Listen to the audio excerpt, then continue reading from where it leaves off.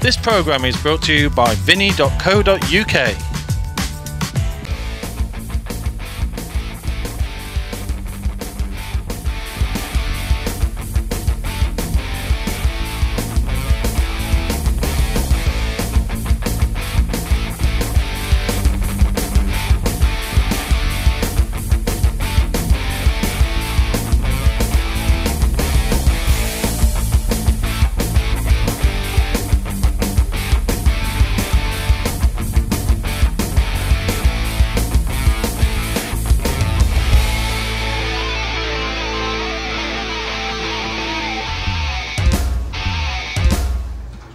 Welcome back, Champions League pool here on Free Sports, and what an opening night we have enjoyed here at the Players Lounge in, well, I nearly said Stoke. Newcastle Under-Lyme residents will be unhappy about that.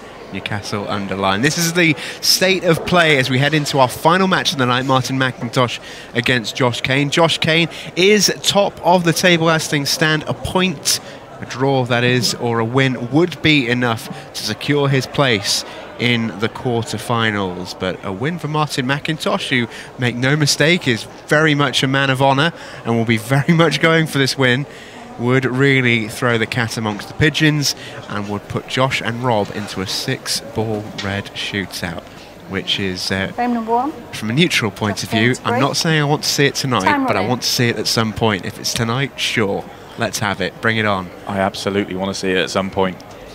But everything is in Josh's favour right now. A draw would be enough, and he's playing very well. He's played some great ball tonight. Probably his worst break of the night, though, apart from the one that he went in off with his very first shot of the night. And instantly, Martin McIntosh with a decent chance here to get his first frame on the boards. You won't be coming in too cold. Each player has been given a practice table to play around on in the intermission, and I say it won't be too cold, but he's very much played the shot of a man who's a little bit rusty. As much as you know, personal pride and everything else will be in place, it is very hard to be in Martin's position that he's in now. He knows he can't qualify, he's already out, but you have to go out there and try your best and really, you know, let personal pride take over. But, you know, the competitive juices just kind of leave you.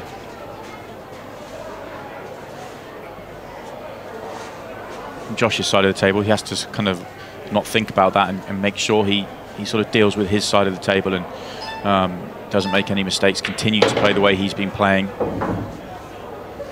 gets himself in front of this match. You can kind of almost see the second stage of the event. Yeah, what an opportunity that is as well, because we've seen how some of these groups are lined up. We've seen the standard of some of the players who will miss out just by nature of how this tournament works. It is going to be an elite 8 players that make their way into the knockout stages. There'll be no free hits in this tournament.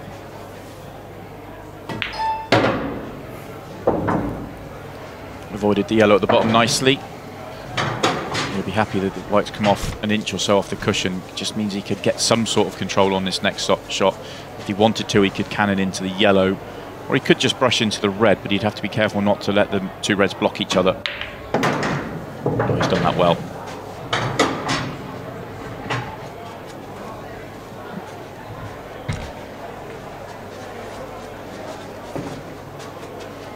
Looked absolutely mustard at times, hasn't he, Josh Kane, tonight? Really looks the part as one of the top players in this tournament. He looks at peace with the shot clock, that's for sure. I know he's played a shootout before. He didn't go his way in his previous shootout, but he has looked the part, and he's really controlled his pace around the table. You know, some people see 20 seconds and if they almost rush. He hasn't done that. Right. Never in doubt. And a clearance for Josh Kane, despite a dry break. He was let in by Martin McIntosh, and didn't he make him pay? 1-0 to Josh Kane.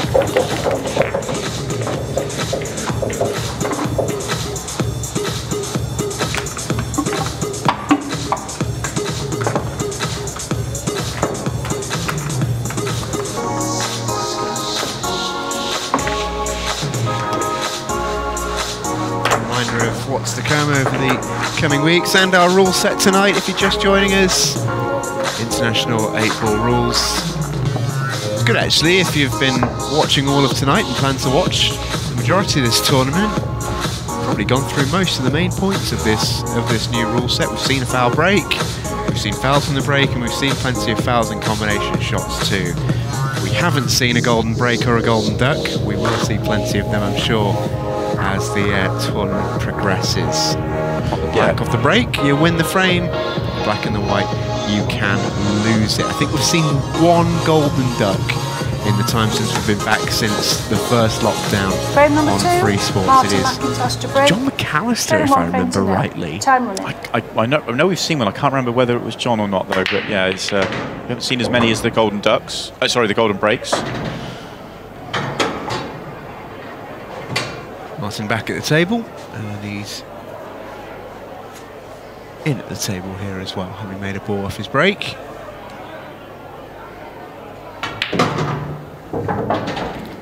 Yellow ball's in place. He looks frustrated out there, doesn't he? He looks like a man that's driven 6 or 7 hours down from Aberdeen and without a queue. without a queue, and he's got to drive back up to Aberdeen, having it might not go his way, but he's still trying.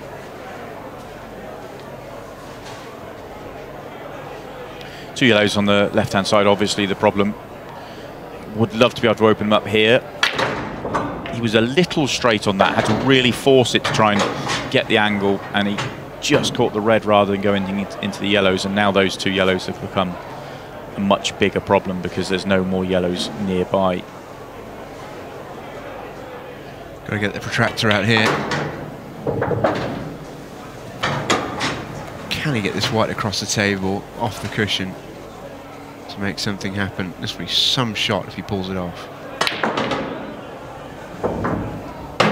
And that is insult to injury. Almost sums up his night. Really been trying to make it happen, trying to get something going, but one visit, not quite happened. That's unlucky, isn't it? You see it from that angle, you really do see just how unfortunate that was.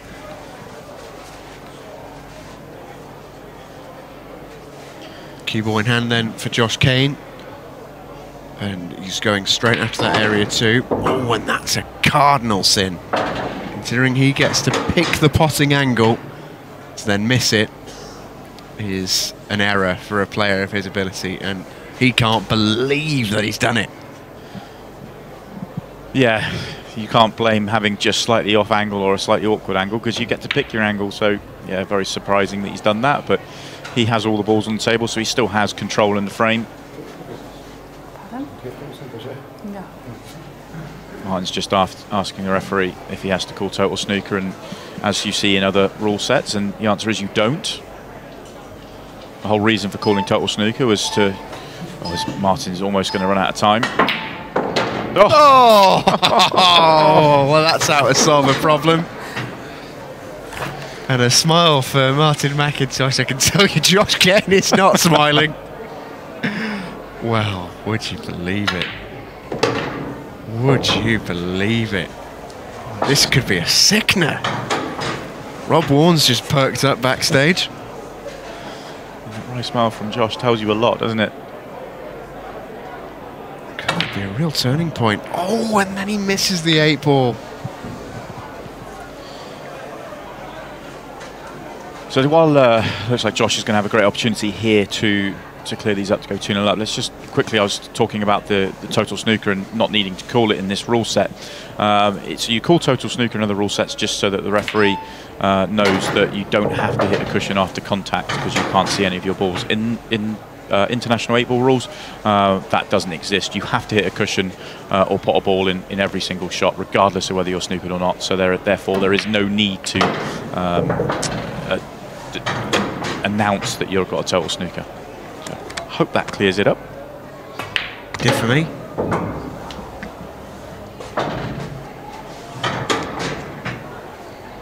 And Josh, speaking of clearing things up, is doing that himself here.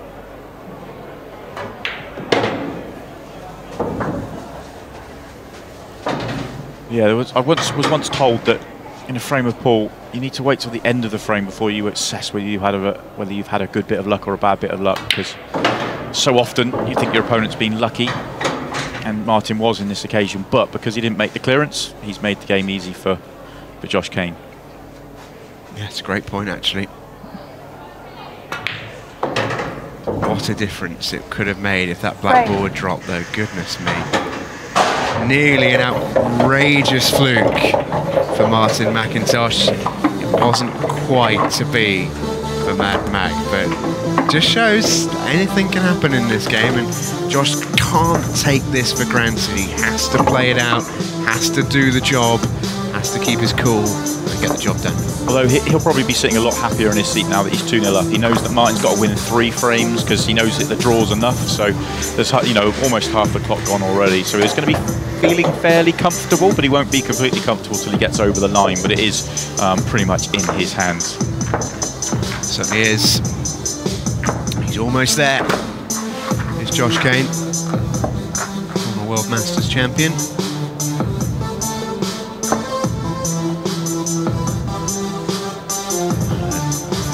Most of tonight he's looked like a former World Masters champion. Top player.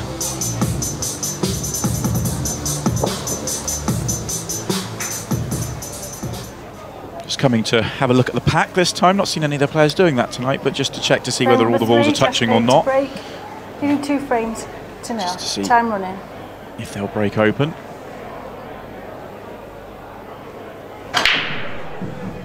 I wonder if he's done that after his previous rather iffy break. Let's see if he can find himself an excuse out of there. No questions about this one though. Caught that a dream. Yes, much better. Extension called. Each player gets 1 extension in the match. Josh using his here. Trying to work out which way he wants to go. I think it has to be reds, the way these are laid out. Nice little nudge in that first shot, well controlled. So what problems does he have? They all go, they've all got a pocket, but they're all semi-awkward. The red below the 2 yellows in the sort of triangle area, that's going to be the trickiest one. May need a little nudge on one of the yellows to land on it, or even move the red itself. Doesn't go to the bottom left.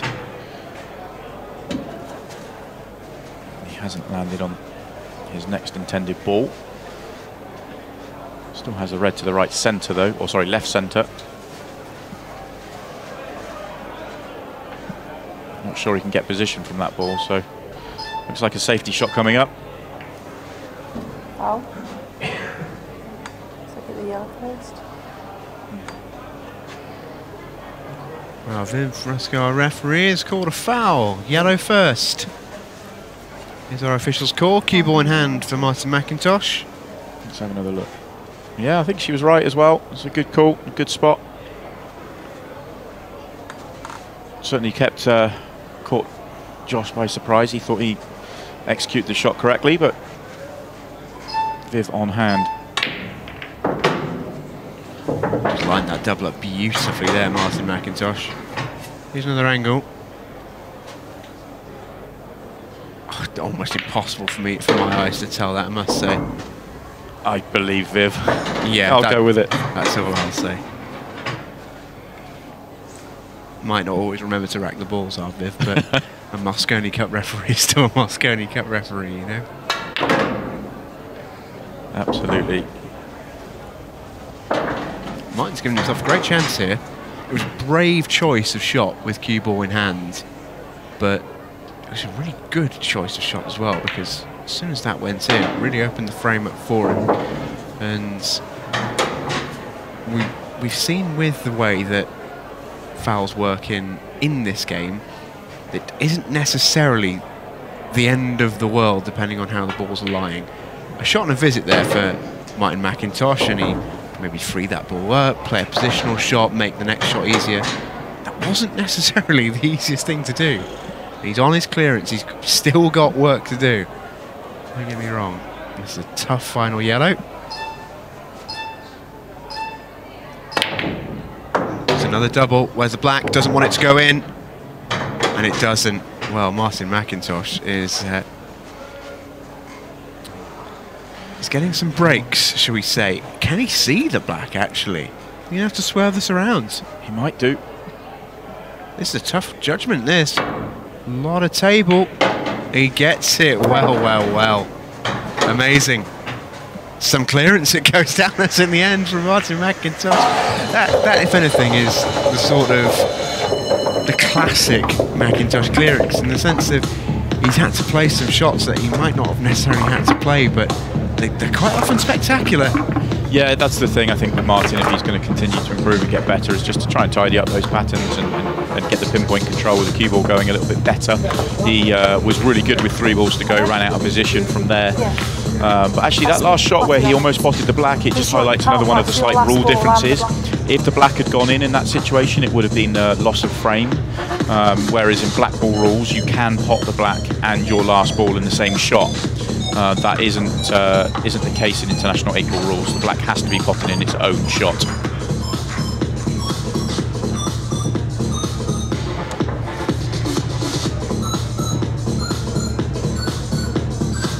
You can see there, Martin was just clarifying that with Vivrusko, just to. I'm not sure he was 100% sure whether it would have been the frame or not if the black had gone in.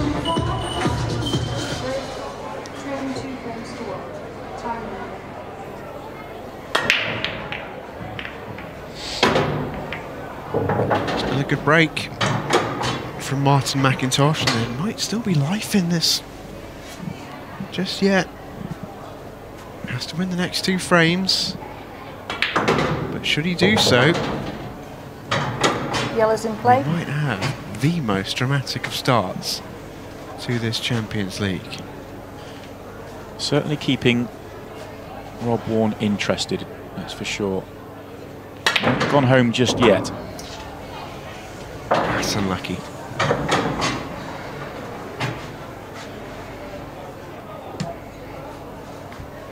Needs to think and think quickly as to how he can put Josh in a bit of trouble here. I don't think there's a pot on. Extension called. He's called an extension to think about it. I think that's a wise call. Looks like he's attempting to carry on the aggressive visit here. He's going to play cushion first into the yellow and try and make the yellow in the centre pocket. And he misses the yellow altogether. He had to catch the yellow fairly thin to play that shot, so it's not a surprise that he's fouled. With the queuing there to generate the power would have been so difficult. Yeah, even it's so hard to hit that hard enough to reach the pocket. Especially so close to the cushion as well, without almost jumping the white. Playing at that angle. That was a high tariff. That's a great first shot. Yeah, gets to put the cue ball wherever he wanted and picks the angle to try and develop all 3, and he has to a point. The fact he's landed on this one to the opposite corner is a real benefit. The other red of those 3 that didn't really move, it now does go to the bottom left-hand corner, so everything is open.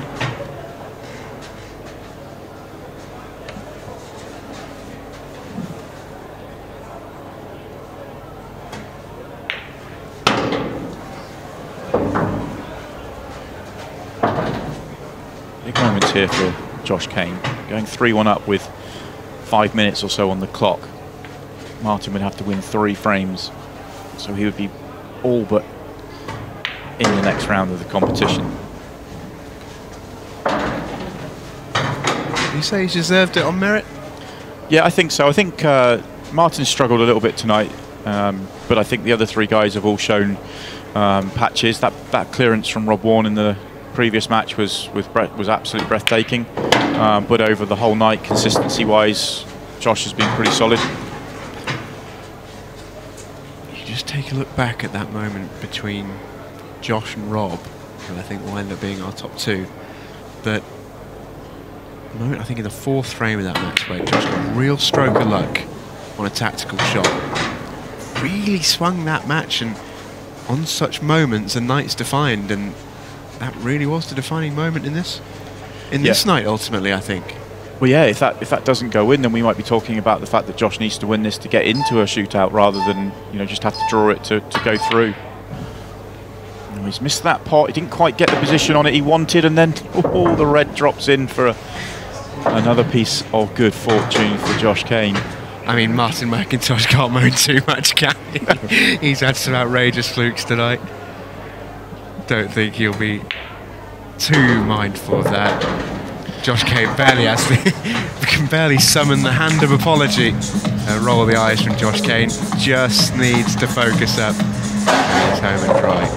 I don't think Rob Warren will have watched this one too comfortably, though. He would have seen that misread and think, okay, I'm still in this night, and all of a sudden he now needs Martin to pull a bit of a rabbit out of the hat.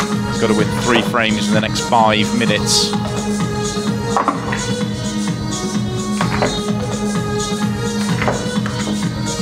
Strange one this for Josh. Probably been his weakest performance of the 3, I'd say, and it's still just about enough to carry him through in this one. It's always difficult matches, I think, when and group stages kind of always throw these up. That you're playing a guy that's already out. It's difficult. Martin knows it. You know, he's out there trying to, you know, put on as good a show as he can possible. He's desperate to try and win this match, but you know, the competitive juices have probably left him a little bit, and Josh can feel that. So it's kind of difficult on both sides of the table.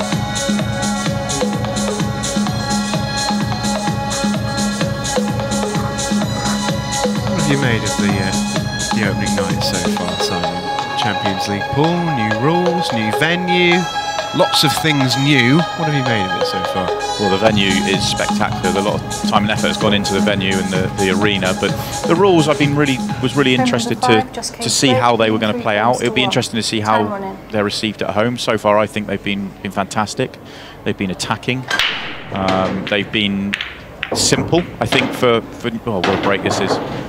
Simple for newcomers to the game, and I think these really could be a great rule set to move forward for this game.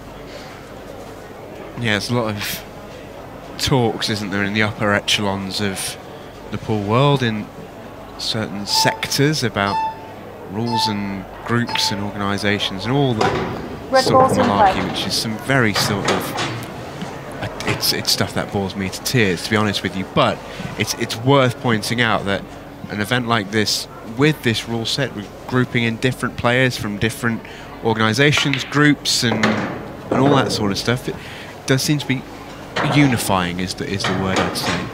Yeah, I was sceptical when I saw a third rule set being developed, say 2 or 3 years ago, when we first sort of heard about these rules sort of being developed. But I think when you look at it and realise that these aren't trying to be, these haven't been introduced to try and add division. These have been introduced to unite the sport. And when you consider that the W.E.P.F, they've been considering adopting these rule sets, so you know, changing from world rules to these rule set, I think you realise that actually this could be the future of the sport. They haven't made the decision to do that yet, but they may well do in the future. I think they're going to run some test event and see how they go. Actually, the event that Josh Kane won, the World Masters, I think was the event they'd earmarked to be run with these rule sets, but unfortunately it had to be postponed because of COVID.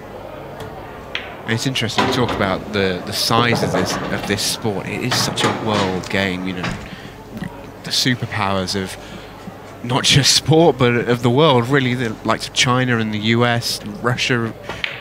It's such a world game. The sport is played all over the world. These rule sets are generally pretty matching up with those ginormous areas anyway. Chat, whilst it's been very interesting, Josh Kane has made extraordinarily light work of his final frame of the night. 4-1, the final result for Josh. He makes it 3 wins out of 3, only dropping 3 frames in the night, and a spectacular performance really on a former World Masters champion. Our first quarter finalist is Josh Kane. Congratulations to him. We'll be speaking to him after the break as well. Do stay with us. This programme is brought to you by Vinny.co.uk.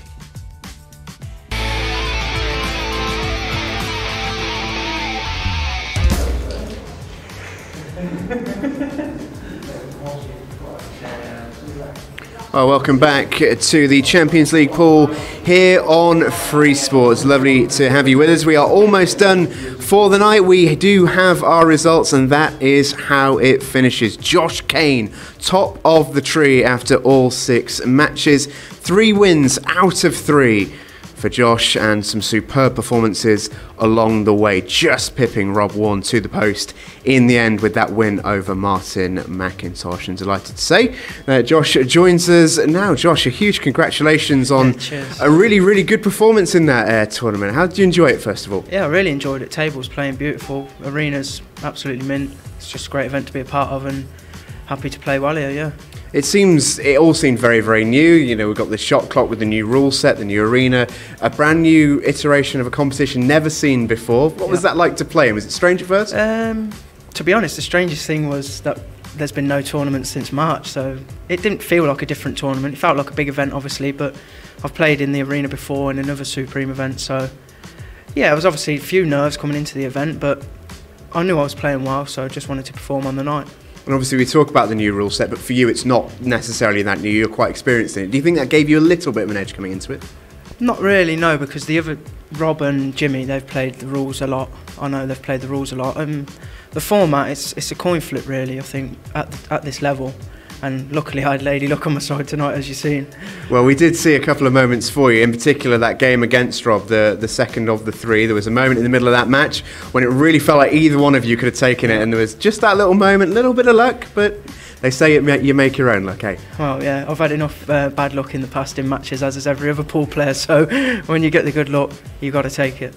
Absolutely, and we looked at this tournament from the outset as commentators, as neutrals, as a stacked lineup, and just a great opportunity to see some of the best players in the world strut their stuff. Is that something that excites you as well, especially now you're into the quarterfinals? Oh, yeah. You see the lineup of this tournament, it's exciting, right? Yeah, definitely. I think playing the best players brings out the best in my game, so I was really looking forward to the event and can't wait for the next stage now, yeah.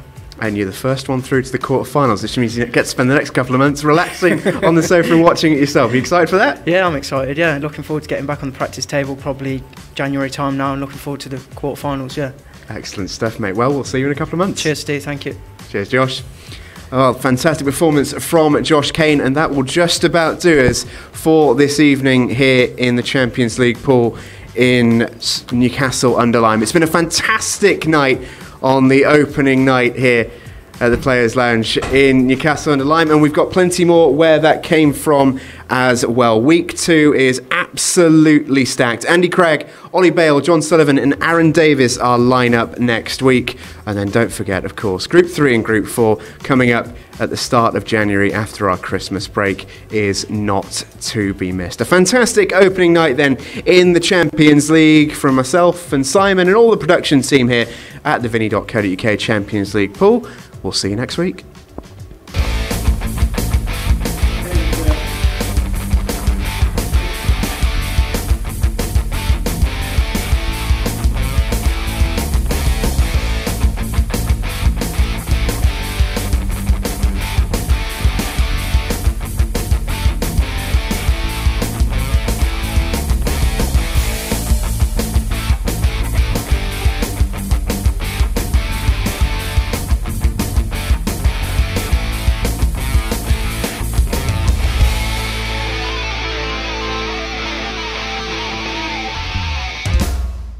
This programme is brought to you by Vinny.co.uk.